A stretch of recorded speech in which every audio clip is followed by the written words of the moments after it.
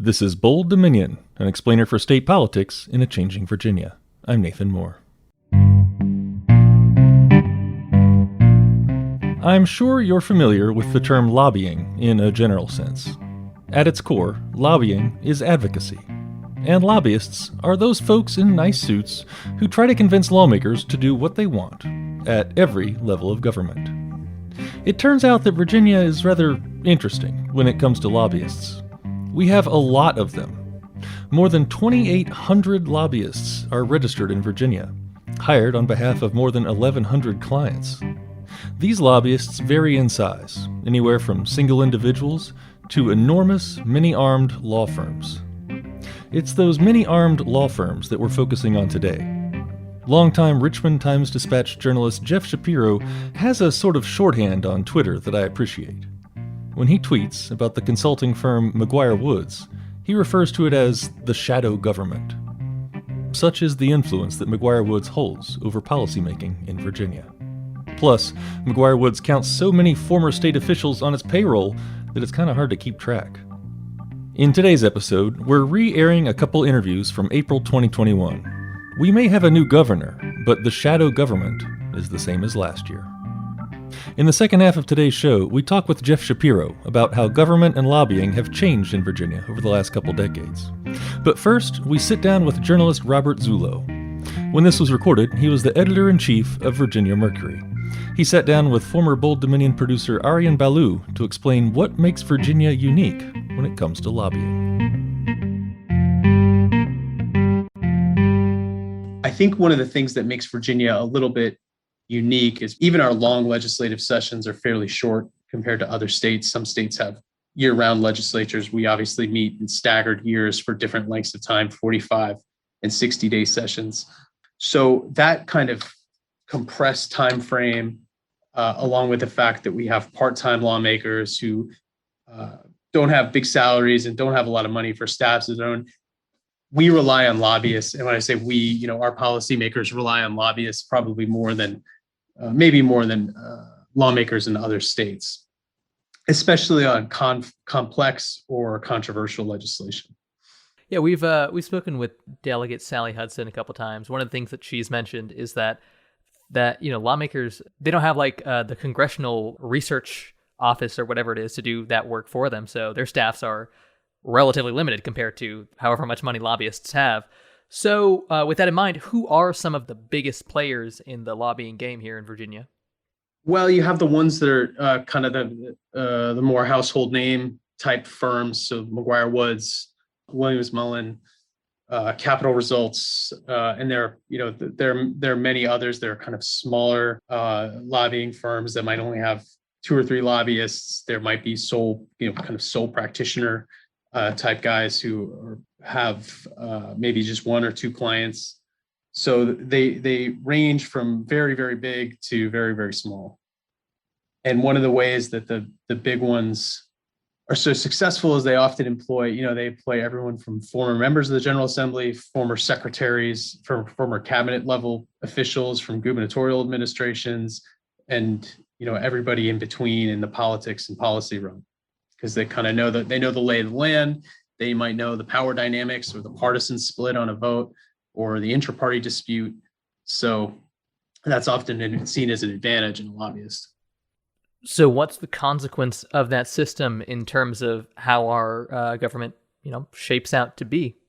What I can say from my experience covering the General Assembly, when I was working for the Richmond Times-Dispatch, one of the things that I mostly focused on was utility regulation and energy type bills. And these things are massively complex. The legislation is almost always being pushed by, Dominion Energy.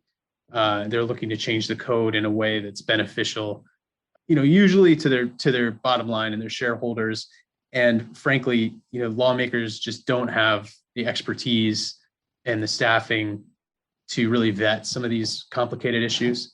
It's one of the reasons why, particularly with electric utility regulation, it's kind of always up for debate every year. It's never really a settled subject because, going back to 2015, when Dominion got the legislature to pass a very controversial base rate freeze that, most people will tell you locked in bills that were way too high, or locked in base electric rates that were way too high. the legislature is always coming back and trying to tweak and fine tune, and there's always a big battle over electric utility regulation. And that's something that you're very heavily reliant on lobbyists to kind of explain the terms of a bill. I vividly remember, one Senate Commerce and Labor Committee meeting a few years ago where the committee chairman, Senator Dick Saslaw, pointed to Jack Rust, who's a lobbyist for Dominion, and says, if Jack tells you there's no double dip in this bill, you can take that to the bank. And that was just I thought that was a very emblematic moment or a good example of, some of the deference that's given to lobbyists in some of these committee meetings. I mean, so much of it has to do with the compressed timetable. I mean, that Senate Commerce and Labor Committee might have 30 bills on the docket that day, and they might set 5 minutes of comment per side on, something that, a 30-page bill overhauling electric regulation in Virginia. And I think any normal person would tell you that that's really not enough time to talk through and debate and hear out all the ins and outs of something that complicated.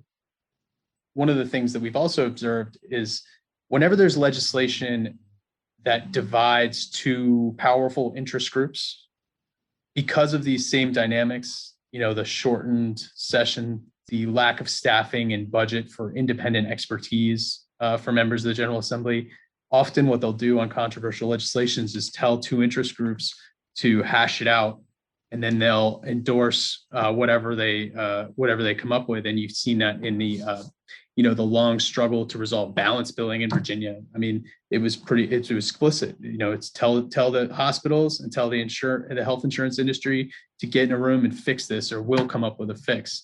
They really they try to defer to consensus. I mean, I can't tell you how many times in the General Assembly in a committee meeting you've heard, well, we have peace in the valley on this bill. And usually what peace in the valley means is that whatever warring interest groups are fighting over legislation have mutually agreed to some set of terms.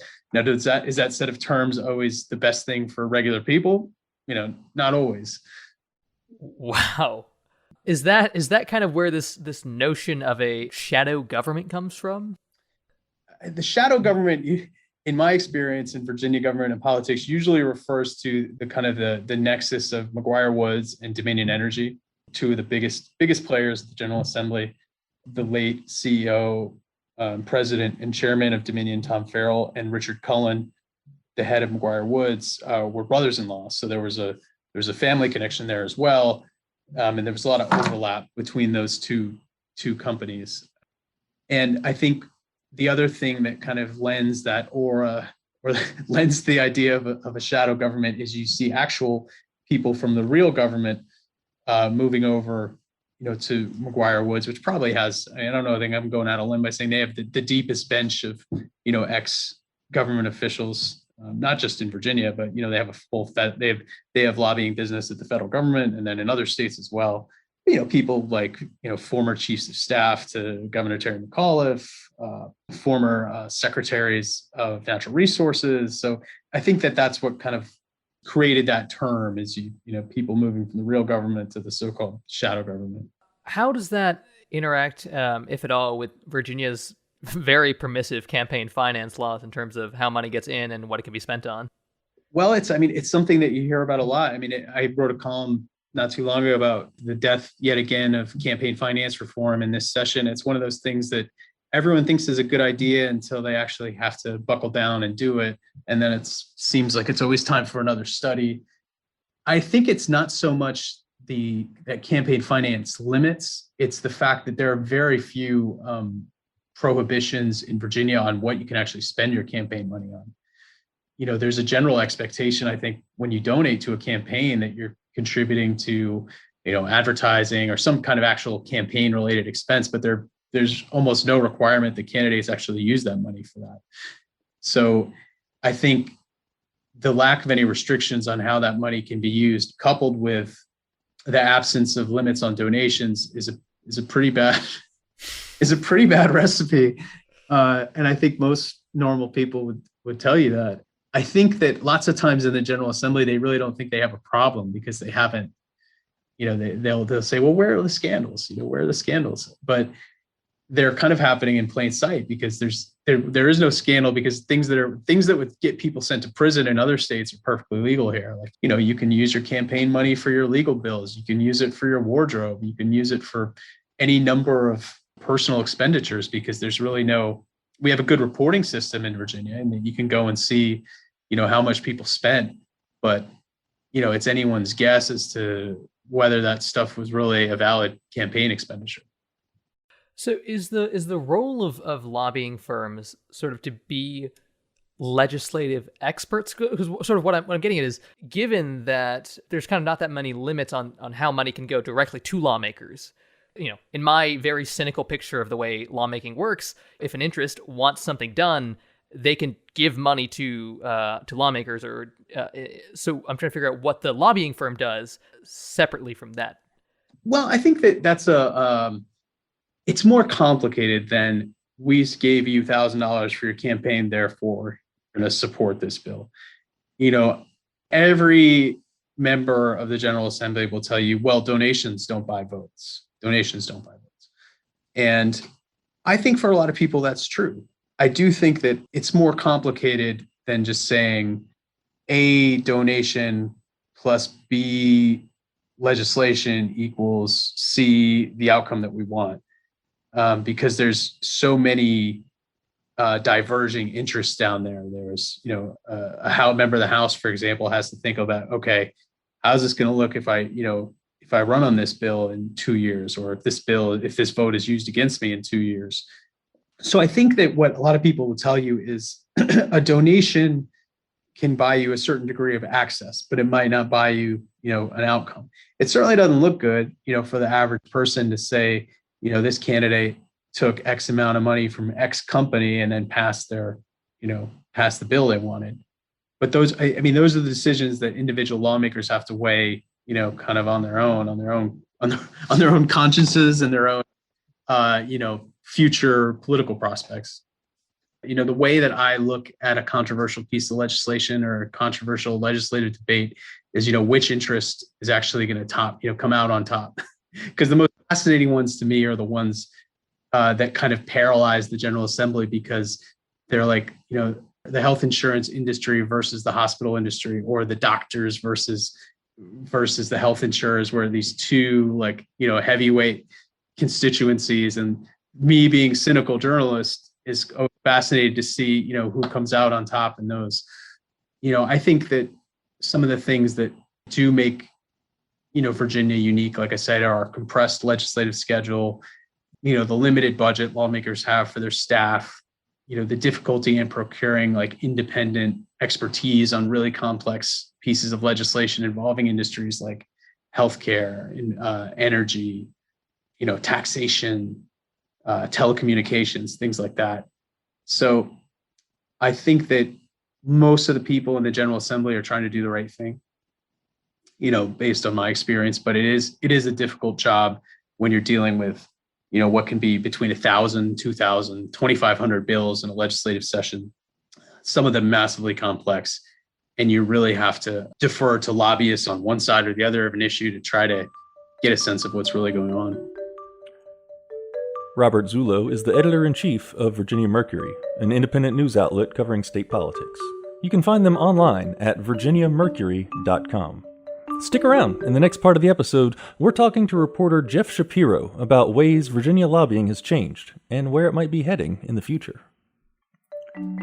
You're listening to Bold Dominion, a state politics explainer for a changing Virginia. Visit us online at bolddominion.org. Have a friend who's trying to figure out Virginia state politics? Well, tell them about this show. And then subscribe in Spotify, Apple Podcasts, and wherever fine podcasts are served up. And while you're there, hey, go ahead and leave a 5-star review. We like them.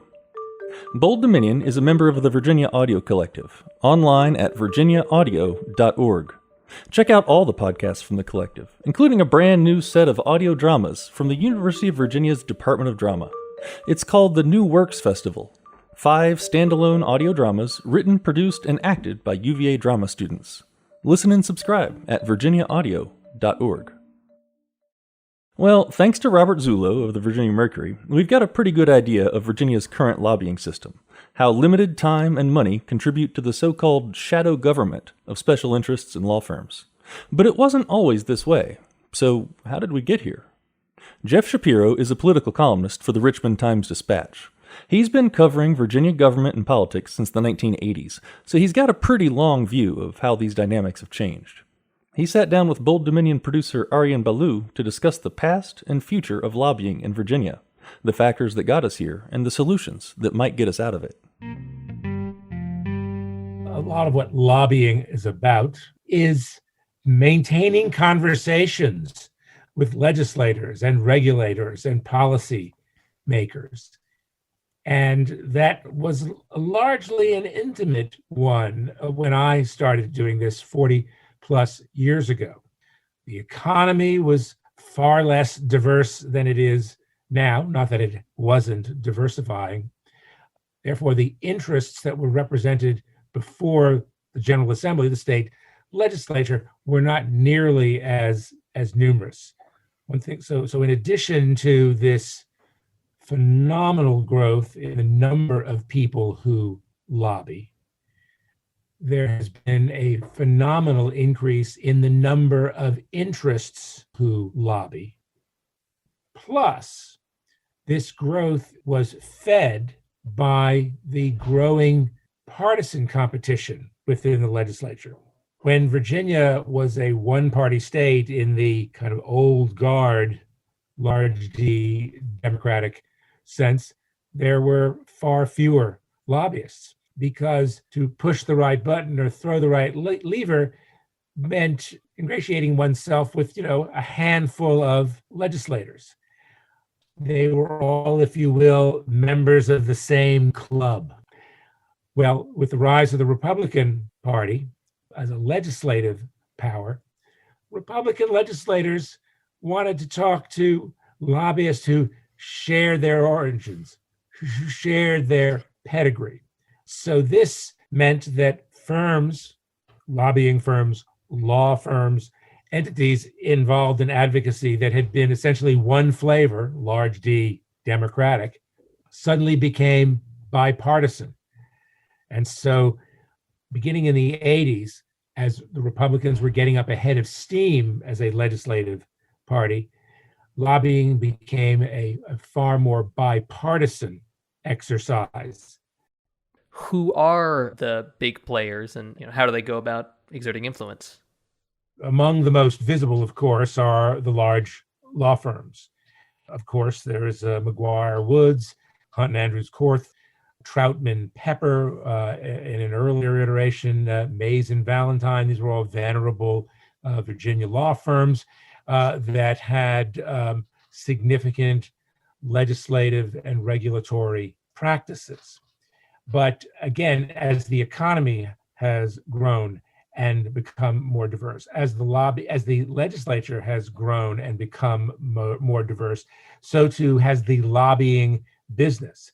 And it's not simply, a lawyer with a mastery of some arcane section of the code going to a legislator and, asking him or her to carry a bill that might make a modification. Lobbying is as well about generating external support for issues, public support on issues. So there are lots of firms that have popped up in Virginia in the past 20 or 25 years that specialize in press communications, grassroots organizing, placing advertising over the air or online. It's using social media, increasingly using social media to take an interest story directly to an audience. So what we have seen is just an explosive increase in the number of people involved in the many aspects of advocacy. Using McGuire Woods again as the one of the more visible examples, when it commits to getting involved in an issue, it is committing multiple resources, not just lawyers and advocates, but communicators, folks who are going to help with messaging, whether it's over the air, online, whether it's person to person. It might be something as simple as dare we call it a crib sheet, something that boils to its essence what an issue is about and how the legislature should address it. It is a line of work with many, many more facets than it once had. And it is often paired with political donations. I will make another point, and this is something that's particularly interested me.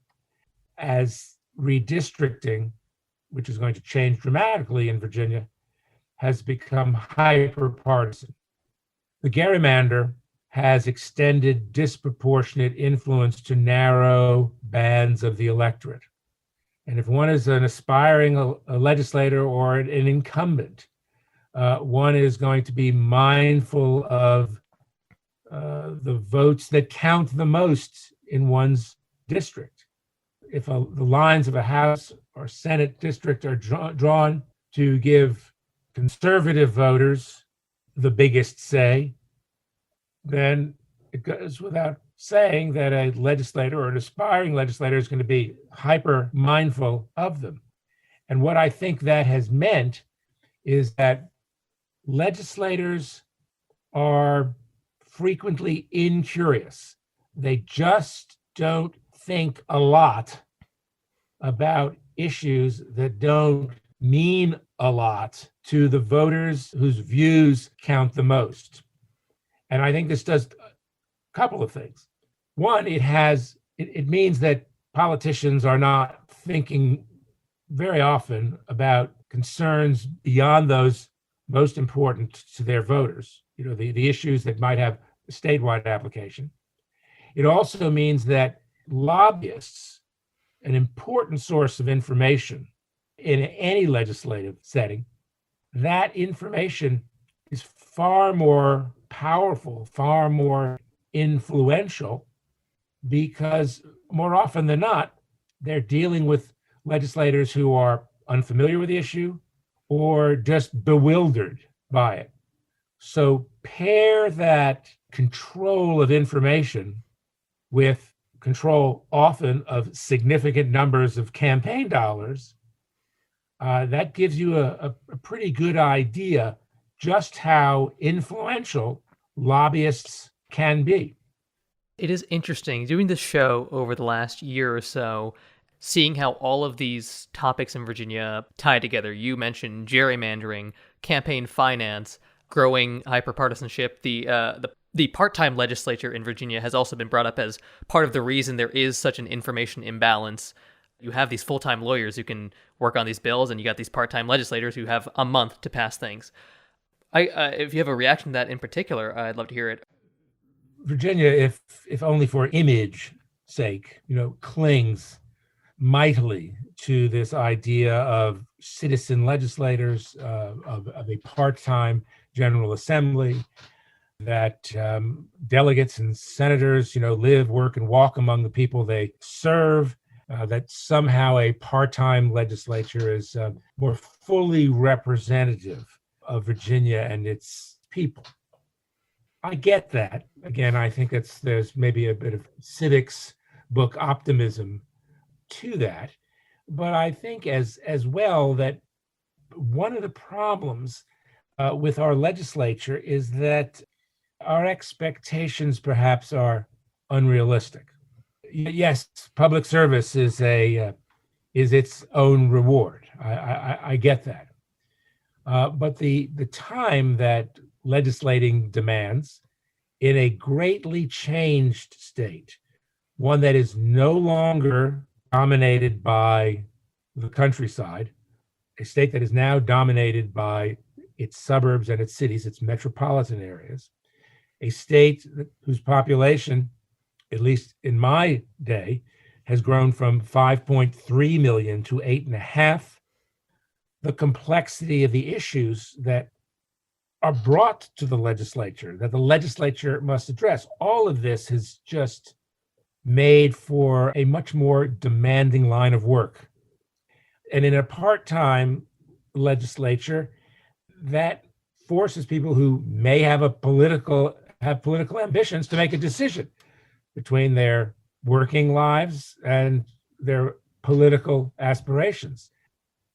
So we've talked about kind of how we have gotten here and where we are. Is this a system that, it is in desperate need of change? And if so, what are some ways you imagine we might get there? One of the ways that perhaps the scales are better balanced is if, we could come up with ways that would make it easier to recruit more and better candidates for the legislature. Part of that, not all of it, but part of it has to do with redistricting. If districts are more competitive, I think that they will tend to force legislators to, find the middle. That'll keep the lobbyists very busy, and they'll like that. I think we also need to do something about legislative compensation. Delegates are paid $17,600 a year, senators $18,000. Their salaries haven't increased since the 90s.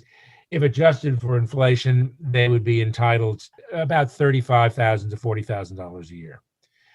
That they're paid as little as they are and have to play games with their compensation, which they do, is indefensible. And frankly, it only contributes to the public's skepticism, if not outright cynicism, about politics in general and the legislature in particular. Doing something to maybe elevate the skill set of legislators, I think that would make a big difference. I think it is important, however, that lobbyists are a valuable source of information to public officials, whether they are appointed or elected. A lobbyist gets nothing, and I mean nothing, but trouble if a lobbyist lies, misrepresents, or fabricates information on an issue. The best lobbyists, the professional lobbyists, know their issues cold. They share that information with legislators, in this instance, but as well, they make clear that they understand, they recognize there's another side. Lobbyists are enormously helpful to me, not just in terms of keeping up with the ins and outs of the legislative or regulatory process and the personalities that frequently shape both, but just the basic information, as well as sources of information that can provide a fuller and more detailed account of what's going on. If that's a service for me, know too that can be a service for legislators. But it also assumes, I think, that legislators are curious about it. Jeff Shapiro is a political columnist for the Richmond Times-Dispatch. Thanks to him and Virginia Mercury editor Robert Zullo for joining us this week. My name's Nathan Moore, and I'm the host of Bold Dominion. Big thanks, as always, to our producer, Aryan Balu. And thanks also to our assistant producers, Rachel Liesendahl and David Hunt. Find this show online at bolddominion.org. Really, go ahead and subscribe. It's just a click away. Hey, we're always on the lookout for topics for future episodes. Send your ideas to our email address, bolddominion@virginia.edu. That's bolddominion@virginia.edu. You can also direct message us on Facebook, Twitter, or Instagram. Hey, I hope you can get vaccinated soon, y'all, if you haven't already, and I'll talk with you again in 2 weeks.